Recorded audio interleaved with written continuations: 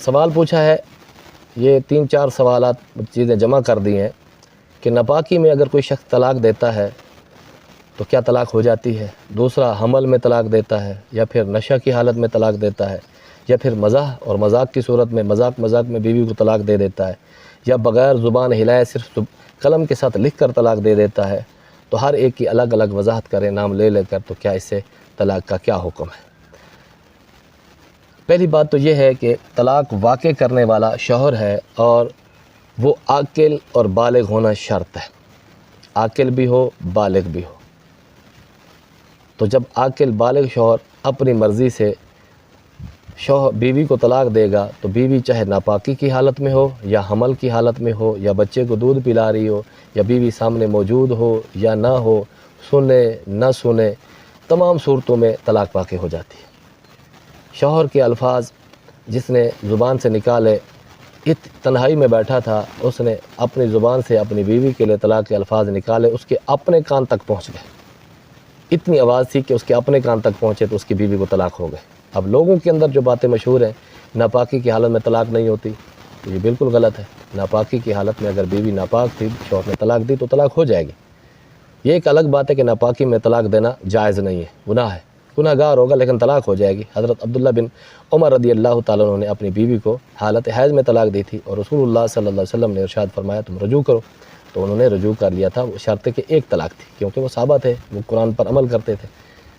تو ہمارے زمانے کے اندر تو لوگوں کو بس 3 طلاقوں سے کم کا کوئی آتا ہی نہیں ہے کہ 3 طلاقیں ہیں، تو جب 3 طلاقیں ہوں گی تو وہ حالت ناپاکی کے اندر بھی طلاق ہو جائے گی، تو اس سے رجوع بھی نہیں ہو سکے گا۔ اور دوسرا، حمل میں بھی طلاق ہو جاتی ہے، اس لیے تو اللہ تعالیٰ نے قرآن کریم میں حمل والی کی عدت بیان فرمائی ہے کہ اس کی عدت بچہ پیدا ہونے تک ہے، جب تک کہ بچہ پیدا نہیں ہوگا تب تک اس کی عدت باقی رہے گی۔ تو اگر حمل میں طلاق ہی نہ ہو تو پھر قرآن میں اللہ تعالیٰ نے جو عدت بیان فرمائی ہے اس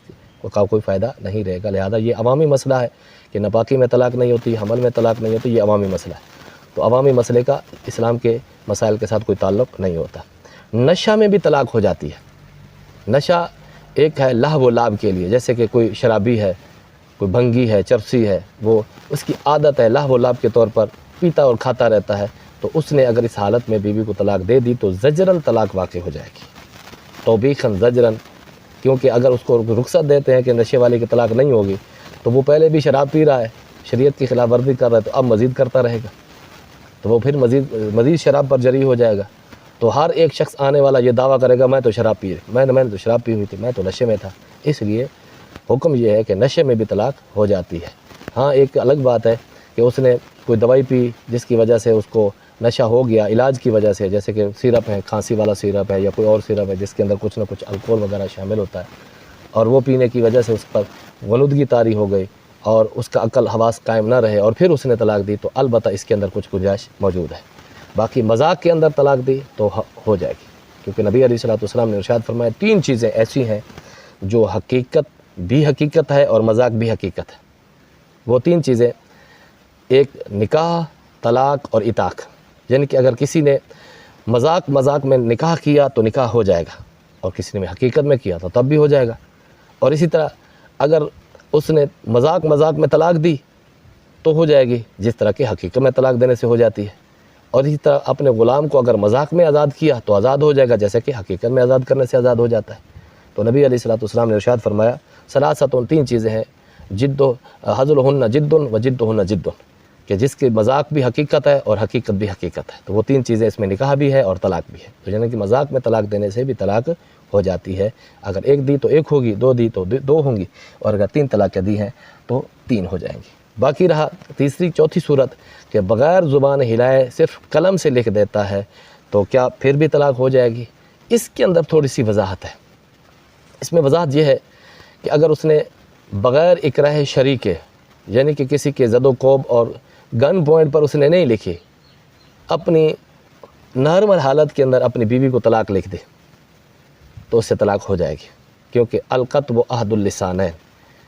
کتابت 2 زبانوں میں سے ایک زبان ہے، اگر زبان سے نہیں اس نے بولا تو قلم سے لکھ کے دیا تو یہ بھی ایک زبان کا قائم مقام اور نائب ہے، اس سے بھی طلاق ہو جائے گی۔ لیکن اگر اس پر پریشر ڈالا گیا، پریشر سے مراد کی گن پوائنٹ تھا، اس کو قتل کرنے کی دھمکی تھی اور وہ سمجھتا تھا کہ اگر میں نہیں لکھوں گا تو مجھے قتل کر دیں گے،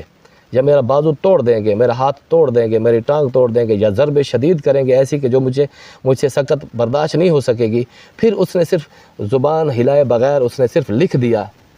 تو اس سے لکھنے سے البتہ اس کو رخصت ملے گی، کیونکہ یہ کتابت نائب زبان کی ہے، لیکن اس وقت جس وقت اس کی ضرورت ہو، یہاں پر اس کی ضرورت نہیں ہے۔ لہذا ایسی صورت میں ایک صورت ہے کہ اس میں